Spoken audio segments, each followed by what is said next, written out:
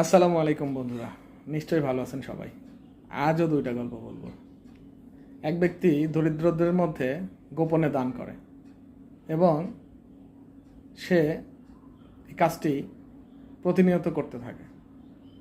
একদিন তার এই দান কিছু মানুষ দেখে ফেলার কারণে যেটা হয়, তাকে কৌতূহলবশত সেই মানুষগুলো জিজ্ঞেস করে, তুমি যেভাবে দান করছো তাতে তো তুমি তো বিখ্যাত হয়ে যাবা যদি এটা তুমি মানুষ সামনে করো। তখন ওই লোকটি হেসে তাদেরকে উত্তর দেয় যে আমি যে দান করছি এটা শুধু আমার আল্লাহর সন্তুষ্টির জন্য। লোকে দেখলো কি না দেখলো এটাতে আমার কিছুই যায় আসে না। আমি যেটা করি শুধুমাত্র আল্লাহর সন্তুষ্টির জন্য। আমি আমার আল্লাহর সন্তুষ্টি চাই।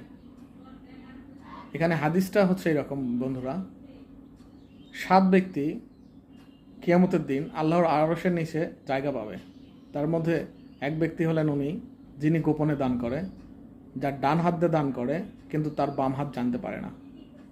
অর্থাৎ আপনি যা দান করবেন সেটা 1 টাকা হোক, কিন্তু এইটা যেন অন্যকে দেখানোর জন্য না বা অন্যকে বোঝানোর জন্য না যে আমি দান করতেছি। আপনি দান করবেন আল্লাহর সন্তুষ্টির জন্য, আল্লাহর রাস্তায়, আল্লাহর সন্তুষ্টির জন্য, একমাত্র আল্লাহর সন্তুষ্টির জন্য দান করতে হবে।